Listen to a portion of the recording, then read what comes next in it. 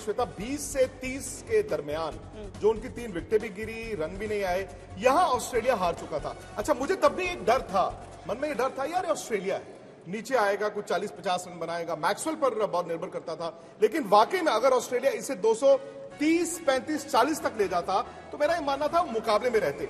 आंकड़े ये बताते हैं कि इस मैदान पर चेपॉक में किसी वर्ल्ड कप गेम में जो लोएस्ट डिफेंड किया है किसी टीम ने टोटल, 2011 में इंग्लैंड ने 171 डिफेंड किया था अगेंस्ट साउथ अफ्रीका। 2011 में इंग्लैंड ने इसी मैदान पर वर्ल्ड कप में 171 डिफेंड किए थे। हालांकि दोनों विजिटिंग टीम्स, दोनों को यहाँ की कंडीशंस के बारे में उतनी ही जानकारी, एक दूसरे के बराबर। तो जो गलतियां इंग्लैंड की वो साउथ अफ्रीका की भी।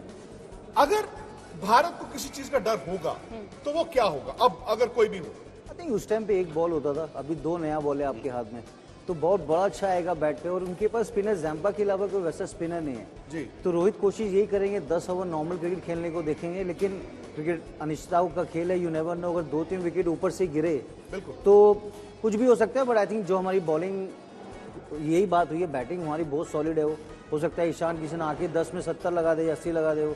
तो अगर ज्यादा होगा तो लेकिन परीक्षा भी होगी इस पे, क्योंकि लो स्कोरिंग हमेशा 250 होते हैं। उस विकेट पे हमने उसका अप्रोच कैसे होगा? जैसे हमारे सामने 200 रन है, ओवर बाय ओवर हम उसको देखेंगे। हम हर बैट्समैन का एक किरदार तय होगा। जो ओपनर है उसको पता है कि आप कैरी करें अपने बैट को। दूसरा ईशान नहीं, रोहित ईशान वही प्रॉपर जो अप्रोच होती है बैट्समैन की, लो स्कोरिंग में थोड़ा टाइम लेके खेलेंगे, लेकिन जिस अंदाज से वो बैटिंग करेंगे, क्योंकि इस ग्राउंड पे हमने 115 रन भी डिफेंड किया है। जब 20 ओवर के मैचेस होते थे, आसान नहीं होते यहाँ पे।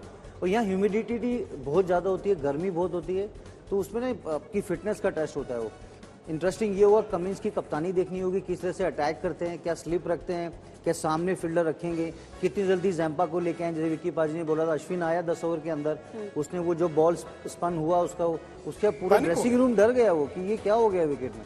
तो उसके पार्टनरशिप ही नहीं लगी। जो आप कुलदीप के बारे में बोल रहे थे, खिलाना चाहिए, आके उसने जो ब्रेक थ्रू तोड़ा वो, आई थिंक कुलदीप यादव इस वर्ल्ड कप में रोहित शर्मा के पास A1 कार्ड है। वो जब उसको निकालना है 4-5 विकेट निकाल के देगा वो।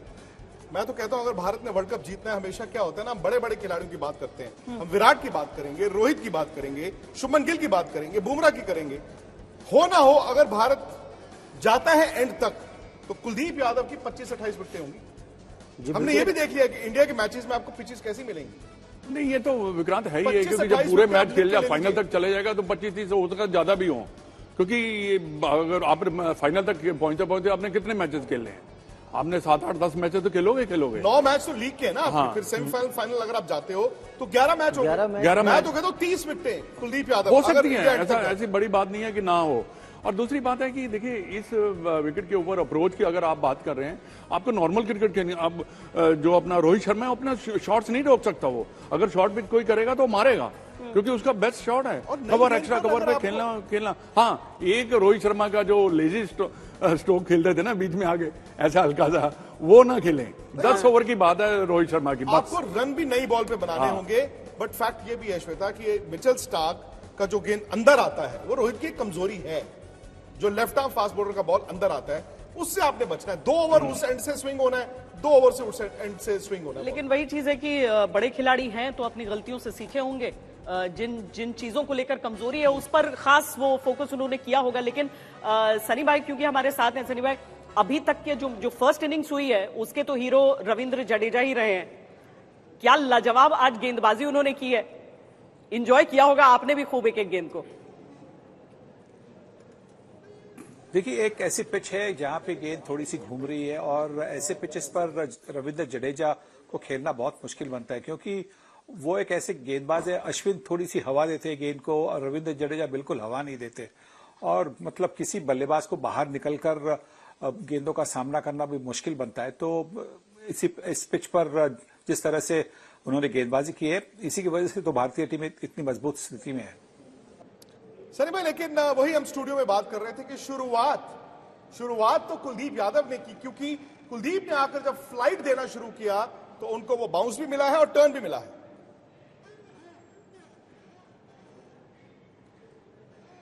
बहुत अच्छी गेंदबाजी की। देखिए, जो कलाई इस्तेमाल करने वाले गेंदबाज होते हैं उनके लिए कभी कभी लाइन और लेंथ में मुश्किल कभी कभी होती है, पर उन्होंने आज वैसा कुछ दिखाया नहीं।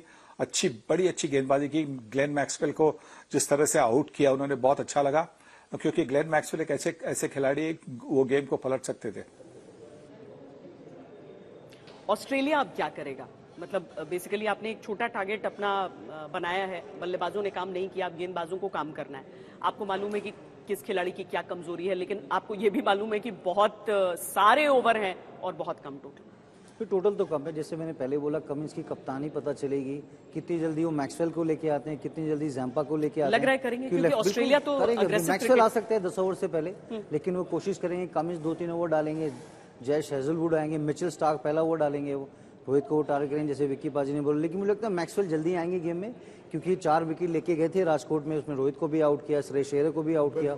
तो इस विकेट पे ना जो तेज डालेगा ना, उसका ऑफ ही वो बॉल बाउंस होता है, वो उसकी जो ट्रेजेक्ट्री है ना मैक्सवेल की, वो स्टंप के बिल्कुल ऊपर रखते हैं बॉल, वो उस हैंड स्पीड बहुत तेज है वो। तो यू नेवर नो, हो सकता है कि पहले ओवर से भी स्टार्ट कर सकते हैं कि लो स्कोरिंग है। सीधा बॉल मिस किया, एलबीडब्ल्यू हो सकते हो आप, बोल्ड हो सकते हो आपको भी खेलना पड़ता है। और ये ऑस्ट्रेलिया चाहेगा भी नहीं कि जी आप नई बॉल पर 40 रन बना ले, फिर स्पिनर आए, बिल्कुल, क्योंकि नई गेंद जब तेज गेंदबाज को अगर रन जाएंगे तो रन जाएंगे भी, रन बनेंगे। स्टार्टिंग में ही बनना है। हाँ, मतलब क्योंकि हार्ड गेंद जब तक रहेगा, नया गेंद बॉल विकेट से आएगा, स्पिनर का गेंद हो सकता है थोड़ा ग्रिप करे। लेकिन आपने ओवर्स की जो बात की थी, इंडिया ने शुरू करना है तकरीबन 6:30 बजे। 6:30 बजे क्या ओस गिरनी शुरू होगी या it is too early? Chennai में 6:30 बजे नहीं आती है तो 8:30 या 9 बजे के बाद वहाँ ड्यू गिरती तब तक तो जीत चुके। तो ड्यू का फैक्टर इसलिए 2 बजे मैच स्टार्ट हो रहा है। जो पहले हम लोग 2011 में खेले, उस टाइम 2:30 बजे स्टार्ट होता था। तो ये अच्छा रूल बना है, क्योंकि आपको थोड़ा टाइम मिलता है। जो 200 रन बनाएंगे तो ड्यू फिर कुछ हाथ नहीं करेगी। और 200 रन में दिक्कत आती नहीं, देखिए ऑस्ट्रेलिया एक ही चीज कर सकता है, अटैक कर सकता है, और कुछ नहीं करेगा। क्योंकि देखिए उनके पास तो है ही नहीं है कि वो रन रोकने की कोशिश करे 50 ओवर में भी, ऐसा तो नहीं होने वाला। ही विल, ऑस्ट्रेलियन जो बॉलर अटैक करेंगे, उसमें अगर उनका कुछ बनता है, 1-2 विकेट मिलते हैं, तभी वो प्रेशर इंडियन टीम के ऊपर होगा। पर नए गेंद के ऊपर रन निकलने के ज्यादा चांसेस है। इवन स्पिनर जब बॉल करेगा, ये ऐसे स्पिनर नहीं है कि जिनको आप खेल नहीं सकते।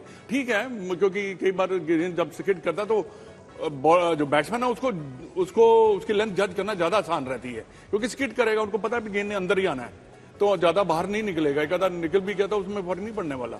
तो यही एक चीज वो ऑस्ट्रेलिया कर सकता है, और कुछ नहीं है उसके पास, क्योंकि ये है ही गेम। आप 50 ओवर तो क्या, मेरे को लगता है कि India should get this run in 35 overs, less than that. Australia को पहले मैच में जब आप हराते हैं ना श्वेता, आपका वर्ल्ड कप भी उड़ जाता है। क्योंकि आज जो टीम हारेगी उसको आगे जाके पहली जीत का इंतजार करना पड़ेगा ना।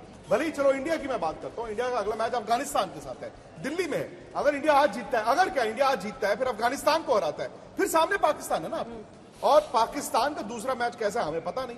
तो इंडिया ऑस्ट्रेलिया को हराने का, और ये 2019 वर्ल्ड कप में भी हुआ था कि भारत ने साउथ अफ्रीका हराया, ऑस्ट्रेलिया हराया, फिर सामने कोई नहीं टिका। नहीं, फिर हमें सेम ऐसे भी जो 2011 में क्वार्टर फाइनल में ऑस्ट्रेलिया के साथ जीता, हमें वर्ल्ड कप से हमें कोई नहीं रोक सकता। Exactly. जब ऑस्ट्रेलिया को हराते हो वर्ल्ड चैंपियंस को, तो अब लगता है भी इनको हमने हरा दिया, तो अब कोई भी आए सामने। हालांकि ऑस्ट्रेलिया का ऐसा प्रदर्शन भी बहुत अजीब सा लगता है। वो इंडिया के दौरे पर रहे, यहाँ पर आपने जो मैचेस खेले हैं जो बायलैटरल, वो आपके भले ही चलिए दोनों तरफ कई खिलाड़ी ऐसे थे जो नहीं थे, जो कि मेन टीम में हैं, लेकिन फिर भी वो जो अनुभव होना चाहिए था वो तो उन्हें मिला ही था। इसीलिए थोड़ा सा आश्चर्यचकित भी करता है क्रिकेट फैंस को।